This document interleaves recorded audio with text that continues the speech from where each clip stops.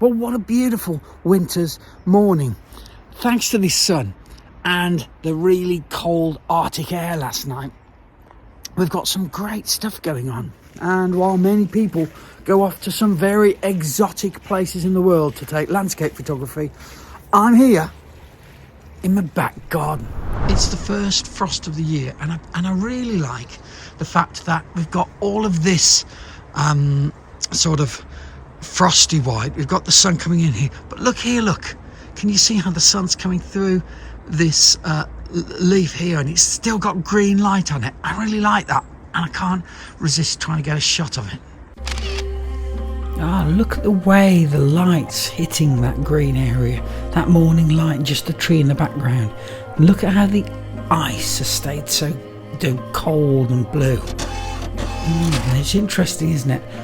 A little bit of flare on the right hand side, because this is with a Nikon. It's a Z6 Mark II, but photography is for everybody, so I did it again with an iPhone. Let's have a look. There, we've got a picture with an iPhone, just a regular iPhone.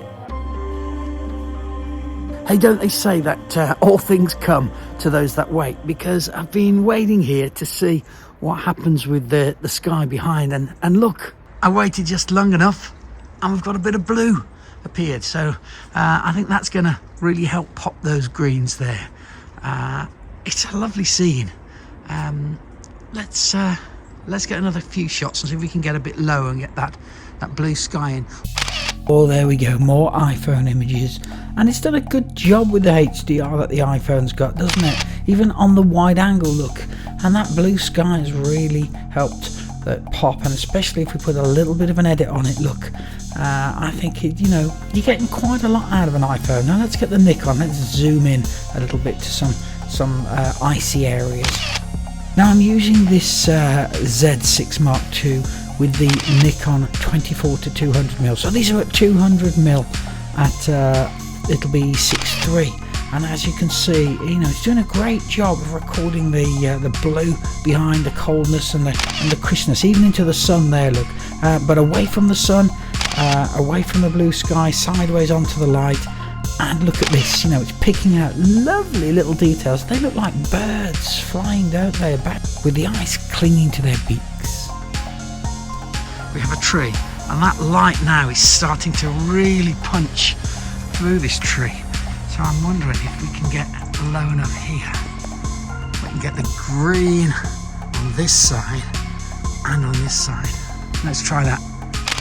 Oh, nice. And that's just that one's an iPhone, and I've used the HDR on the iPhone, and it's just done with a little bit of an edit there to pop the colours. It's done a really nice job for a wintry picture, hasn't it? The frost, the ice, look, clinging to these leaves here, and it's happening all over. So what I need is some way that I can get the sun in the background. Look, I really love the colours. The blues that you're getting down here, those when we expose for the sun and underexpose this, you get those lovely blues that you get, when you're up in the mountains and it's snowy and the sun's going down, and you get those beautiful subtle blues here. Let's see if we can capture that. Okay, so we're on the Nikon here, and it's done a really good job with those blues. Look, I'm exposing for the shadows and getting all the detail and the nice sort of really cold blues you're getting in that shadow detail. Nice. Now here's an interesting picture. I've come over by this shed here, look, and can you see we've got the sun just poking through there, and in that one gap, look how it's lighting that rose bush there. I'm just wondering if we can zoom in and get a really nice shot of that. We need to make sure we don't get this in, but I'm just thinking those climbing up there would be a really nice upright shot. Yeah, come on, this was always going to be a black and white shot. It's got it written all over it, and I love the way it's hitting the side of those. Look at that water droplets just in the top right. Can you see that? Here's colour, and it's just too much detail in the background. I need to underexpose that background. Let's redo it. Boom! We've underexposed the background, we've lost the detail in it, and look at the water dripping from that top corner, and that needs the colour for the background. Nice. I've just noticed this bush here, And if you have a look, we zoom all the way in there, look, you can see these fantastic crystals of frost. Take a couple of pictures of that, and then over here, look, in the shade, they look really cold. We maybe filter a little bit of blue into that as well. That's gorgeous, isn't it? Oh, beautiful colours. I like that. From the sunlight just touching it on the left, look, to those lovely cold colours on the right. Just come over to the corner of the garden, and these ferns here, which look so glorious in the summer, and look, the frost last night, they're just you know, wilting, aren't they? They're just folding over and giving in to the winter. So they're covered in ice. Look at that. Wow, isn't that fantastic? I mean, I think if we underexpose and send some of this background really dark, I think that will look really quite nice. Okay, let's give that a go. Oh, that's worked quite nicely, hasn't it? This isn't a black and white, this is a colour picture. You could just see with that light line down the middle. Let's have a look at this other picture. I want to show you this.